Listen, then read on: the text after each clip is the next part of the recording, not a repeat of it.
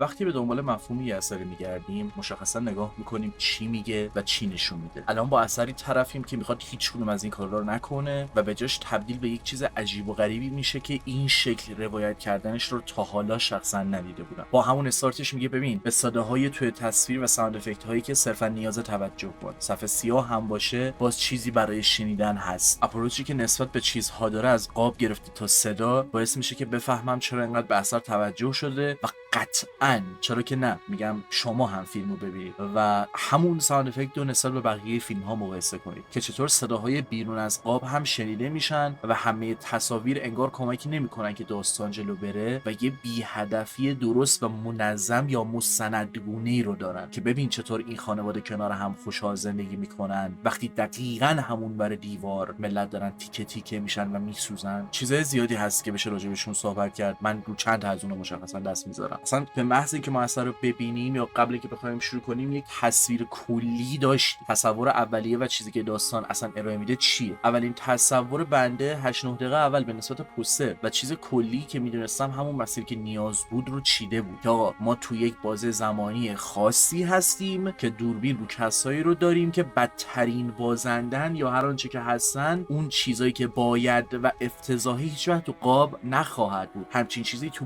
پوستر هم حتی سیاه شده و فضای خارج از دیوار یا اون درختایی که خودشون توی اون زمین گذاشتن کاملا مخفی و پوشونده شده است و دقیقاً مثل همون پوستر یا تم کلی که داره 3 دقیقه اول اثر با سیاهی شروع میشه که فقط صداست و برداشت اولیه هم این بود که اوکی اصلا اثر با سیاهی اولش تو رو حبس میکنه و بهت میگه تو نمیتونی چیزی رو ببینی ولی صدایی رو که میشنوی احتمالاً بتونه تو رو توی محیط قرار بده تصویرسازی کنی و این فیلم بیشتر در رابطه با اتمسفره ولی خب یه مقدار بیشتر از اتمسفر بود. تو اثر دقیقاً شما مثل بچه‌ای هستید که از پشت پنجره یه لحظه میبینه بیرون چه خبره اما به هر دلیلی که هست روش رو ازش برمیگردونه یا نمیتونه نگاه کنه اصلا و میگه که دوباره از این کارو نکنی یا برم بسا بازیام بازی کنم. یه برداشت دیگه هم از اوپنینگ داشتم که حالا آخرش یهو به کلم زد، همون آخرش میگم، ولی اینو گفتم که بگم نکته اینه حتی با اینکه روایت دقیقه خیلی با ظرافت کنار هم قرار داده شده اثر اونقدر تونسته کارش درست انجام بده که باز هم برداشت‌های مختلفی ازش کرد و خارج از تمام اون چیزی که داره روایت میکنه. حتی داستانی از زمان حاله. تا الان خب بارها تاکید کردم ولی صدا به شدت درسته در آورد کارو و شما در حالی که یک تصویر زیبا میبینید و واقعا هم زیباست و جز اون نمیشه چیزی ازش تعریف کرد، یه وحشتی پشت خودش داره. اون پشت صدای تیکه تیکه شدن و نویزی که ضرب داره و نمایانگر حرکت وسیله‌های جنگی میاد و شما به صورت حبس شده‌ای دارید فقط به زیبایی نگاه میکنید. این تظاهر یا توهم شاید بشه دو کلمه‌ای که بیشترین صحبت رو راجع بهش میشه کرد و اثری که به قولی وقتی تمامش میکنید تو زندگی واقعی هم روتون تأثیری میذاره و به نظر میاد چشمتون رو تونستید باز کنید ولی نه، صرفا شاید میشنوید و میدونستید که تو ساید بازنده هستید ولی میخواید که تو همین محیط مثلا امن، موقت یا کوتاه مدت بمونید. بعد حالا یه بخش از چیزایی که گفتم همون 8 9 دقیقه اول بود. اون اوایلش، اون بخش اول فیلم اینطوری بودم که اوکی این چیزی نیستش که فعلا ببینم ذوق کنم نسبت بهش و هر بار فریم به فریم توجه کنم، اما میتونه از اون چیزایی باشه که احتمالاً بار دوم میبینی یک سری چیزا تازه به چشمت میان و تنت رو مورمور میکنه ولی اصلا همچین چیزی نه. یعنی یک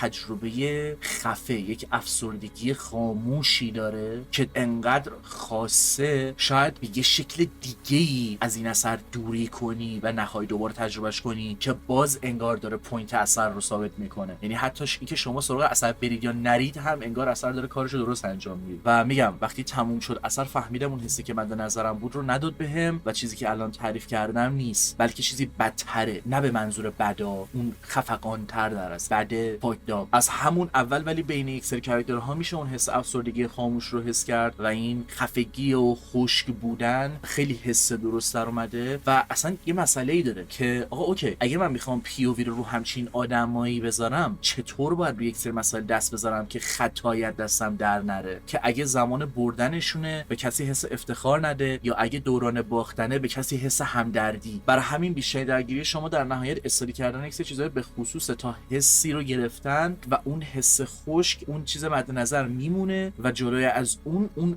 وحشتی که به شکل متفاوتی نشون داده میشه و جای توجه داره. اصلا یکی از سوالایی که همون اولش واسه مد نظر بود این بود که یعنی چه چیزایی رو کارگردان طرح میکنه. یکیش این بود آیا سمت این میره که آقا تو حق انتخاب نداشتی و اگه توی بازی زمانی مشخص توی محیط مشخصی به دنیا می اومدی راه حل دیگه ای نبوده جز اینکه جزو اون دسته قرار بگیری، چه متوجه بشی، چه غلطی بکنی، چه نه. و این رو اینطوری نشون بدی که حس همدردی یا الان اشکال نداره به وجود نیاد و در اصل حقیقتی رو تو خودش داشته باشه که تا یه بخشی هم اینطوری بود با کاراکترهای مختلفی که جلوت قرار میده تو رنج سنی های مختلف و بچه‌ای که از جلو نظام بهش آموزش داده میشه. ولی خب طبق معمول چون تو دیسکورد داشتیم میدیم به قول ایمورتال همه چی در ظاهر خوبه و نرمال به طور خلاصه در باطن گنده. اصلا اسلو پیس هست یکم اما اوکیه، واقعا چیزی نیستش که بگم اصلا اسلو پیس گفتن بهش یه جوریه، ولی خب یه جاهایی قابل توجه بود و حتی همین اسلو پیس بودن هم یک جذابیتی داره و یک چیز به خصوصی رو در میاره و هر چقدر میخوان زوری همه چیز رو تمیز و مرتب پیش ببرن نمیتونن و کرده هاشون باز جلوی چشمشون میاد و نمیتونن رو اجساد بقیه فضای امن و خوب رو برای خودشون بسازن. چیزای ریز و درشت خیلی زیادی هست که بشه راجع بهشون صحبت کرد، از شات‌های نگاتیو گرفته تا محیط و هر چیزی که جلوی تو میذاره تا چیزی رو به بهترین شکل و سینما ترین حالت ممکن تعریف کردن. هرچند که قطعاً به اندازه کافی سینما نیست چون زیادی از صدا استفاده کرد، ولی خب اشکالی نداره دیگه. این شکل از نشون دادن چیزها جدا از تفاوتش تاثیر و سنگینی خیلی بیشتری داره به نظرم نسبت به اکثر اثرهای جنگی یا هر آنچه که سعی کرده همچین هدفی رو اچیو کنه. فقط چیزی نیست که بگم آوانگارده و چون آوانگارده پس در نتیجه لذت بخشه و خوب در آورده یا بهش توجه میشه. که خب دیگه از اینجا به بعد متنم رسید به نیمه فیلم، یعنی دقیقه 50 به بعد اینا، و اگه اسپویلر سنگین واسهتون مهمه که اصلا نمیدونم چیزی رو اسپویل کنم یا نه، میتونید برید سراغ اثر و کم کم دیگه اینجا ورق هم تو فیلم برمیگرده. البته طبق معمول حائز اهمیتی که اشاره کنم و اگه تا همینجاش هم ویدیومو دیدید و اینطوری که چرا داره الان اشاره میکنه اسپویلره، من همه ویدیوام بهترین تجربه که میتونید داشته باشید ازشون وقتیه که اثر رو از قبل مصرف کرده باشید یا حالا تجربه. و حالا این ورق برگشتنه درگیر چیزای مختلفی میشه شد دیگه. تاریخ هم یکی از اوناست. وقتی انقدر تم سنگینی رو تاریخ داری خیلی راههای مختلفی رو میتونی دنبال کنی، مسیرهایی که ته ندارن یا اصلا به نتیجه عجیب غریبی نمیرسن یا اصلا چطور آخرشن، چطور اون نتیجه رو نشون میده. هر چیزی که در اومده توی این اثر زیباست و جای توجه داره. یا مثلا همون برداشت‌های متفاوتی که گفتم میشه داشت نسبت مثلا میتونه اون بچه باشه، از طرفی اولین کسی که نشون اساس رو میشه ازش دید تو فیلم اصلا یه بچه است و یه بچه کوچیک‌تری که با اسباب بازیش داره وقت میگذرونه و کجا میگم از جلو نظام میره و بحث زمان که کی تموم میشه، تحمل از شرایط، حالا به هر شکلی با هر واکنشی و اصلا اگه ادامه دار میشه چطور میشه و به چه دلایلی. چیزایی که من تو نگاه اول متوجه شدم واسه من لذت بخش بود. از دیدهای مختلفی سعی کردم بهش نگاه کنم و تا الان بهشون اشاره کردم. فیلم ادای برنده ها رو در نمیاره، واقعا کارش رو درست انجام میده و هدف فیلم نه تنها مشخصه بلکه به درستی و عالی در اومده. مثلا همین نشون ندادن یه چیزی که نوشته بودم اشاره کنم که آقا تو اصلا چقدر مگه میتونی یه چیز رو بد و فاکتاب نشون بدی؟ بهتره شاید اصلا این کارو نکنی. و چرا که نه، میتونه تاثیرگذارتر باشه. همونطور که تو میتونی نامینیت چی واسه بهترین جایزه ادیت اسکار و اصلا کاری که کردی این بوده که یه بخشی حتی کات نداشته. حرفم اینه، باید یاد گرفت که doing nothing is doing something. یک چیز رو به تو نشون ندادن، یک کاری رو نکردن هم یک تصمیم به عمده و بر همین اساس ببین طرف چی کار نمیکنه یا نشون میده که به چی ختم میشه. و خب بهترین تصمیمی که میتونی برای این قضیه بگیری. باید بگم که وقتی از جنگ برگشتید تو کامنت ها تعریف کنید خاطراتتون رو برام. و گفتم آخرش به نسبت این یه برداشت دیگه از اوپنینگ کردم، در اصل این بود که ما از اول آینده رو دیدیم، انگار سیاهی آینده یا شاید نه تصور ما از آینده و حال آینده واقعی سوراخی از نور رو تو خودش داشت حداقل. و در نهایت این فیلم هم با چیزای ریز و درشتی که تو خودش جا میده به ما اینو میرسونه که این فیلم فقط در رابطه با اس ها نیست، فقط یک فیلم تاریخی و یک برداشت دیگه از تاریخ نیست. قابی که جلوی چشم ما رو به زور حبس کرده و میتونیم بشنویم اما تغییر میتونیم بدیم به چیزی. آیا میگم من این فیلم رو فقط به عنوان یک چیز تاریخی نمیبینم، یعنی یک شکل دیگه از روایتی که تو یک حالت استعاره‌ای یا حالا هر شکلی که میخواید بهش نگاه کنید برداشتایی رو میشه ازش کرد که واقعا میتونه زندگی یه نفر رو دچار تغییر کنه. و تقریبا چیز دیگه نمیمونه. تا اینجا این برداشت‌های من بود، یه 4 از 5 بهش دادم، مشکلی ندارم 4.5 از 5 هم بدم. البته باید تو پرانتز بگم در نظر بگیرید سیستم نمره دهی من عجیب و غریبه، اصلا اونقدر چیز پر اهمیتی نیست برام و هنوز اونقدر اون سیستم خیلی جدی جدی فکر نکردم، ولی 5 از 5 نه به خاطر اینکه مشکل داره، بلکه توی اون حالا تیست مزخرفی که من دارم اونقدر چیز شخصی نیست، صرفا یه چیزیه که بازم هی بخوام استادیش کنم یا وحشت ترسش رو نگه دارم. و وقتی که ویدیو رو ما دیدیم چشم من به ریویو توماس فلایت خورد که متنش رو صفحه میذارم بخونید، اونم جالب تعریف کرده از این اثر و شرحش داده که خودش جای توجه داره. هرچند تا اونجا که میتونستم اگه حواسم بوده باشه، به خاطر اینکه تنها ریویویی که خوندم بعد از اینکه فیلمو دیدم هیچ از حرفای اون رو اضافه نکردم به اون چیزایی که خودم متوجه نشدم. اگه متوجه نشدم که متوجه نشدم ولش کن، اشکالی نداره، من فقط برداشت اولیه خودم رو میگم. و خوب نوشته این توماس دیگه که چطور جایی که سینما میتونه قدرت به خصوص و تاثیرگذاری خودش رو داشته باشه، چطور شما رو به یه نتیجه‌ای میرسونه یا چه سوالهایی رو واسهتون طرح میکنه. و یه چیز نهایی که نیاز بهش اشاره کنم اینه که شاید یه سری جا فیلم دسترس پذیر نباشه، به خاطر اینکه شما باید یک بخش‌های به خصوصی رو خارج از فیلم باهاش آشنا باشید، مثلا همون شات نگاتیو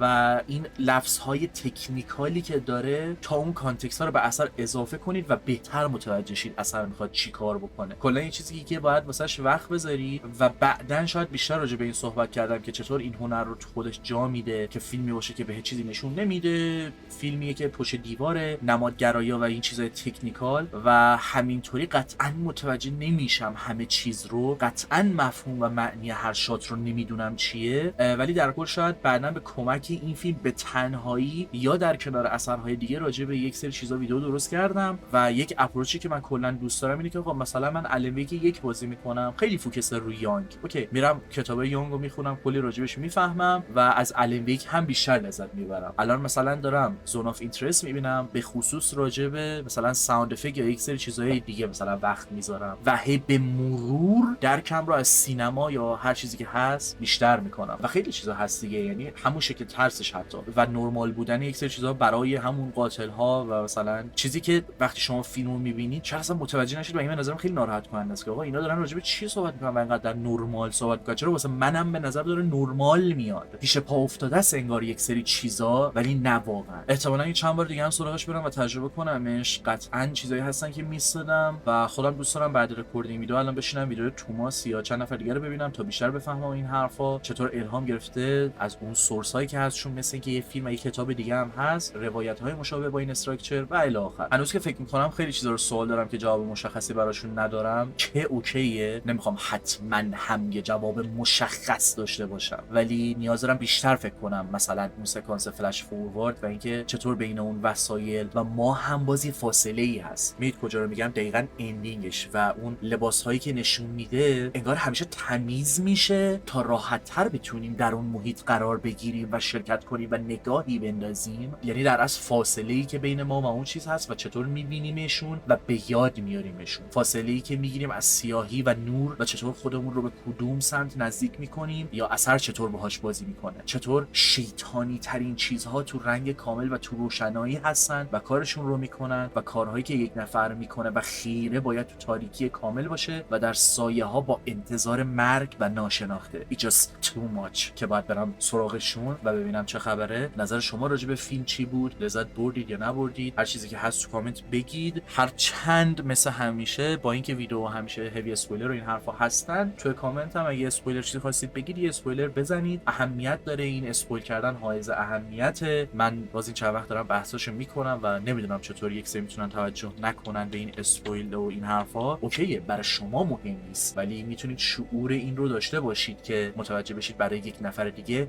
یک فریم هم یک فریمه و حتی اگه کانتکستی ازش نداشته باشه وقتی اثر رو تجربه میکنه یهو اون یک فریم باعث میشه که یک سری پیش‌فرض‌ها و مسیرهای ذهنی براش بسازه که تجربهشو در نهایت شاید خراب کنه. این یه بحث دیگه است، اصلا کاملا زدم آفرود عذر میخوام بمونه برای بعدن، ولی حداقل نیاز بود که یه جایی همینجوری بهش اشاره کنم. اگه ویدیوشو یادم رفت بدونم تو یکی از ویدیوها بهش اشاره کردم. چیز دیگه نمیمونه. امیدوارم که از ویدیو لذت برده باشین. این حرفا دمتون گرم و شب و روزگار خوش.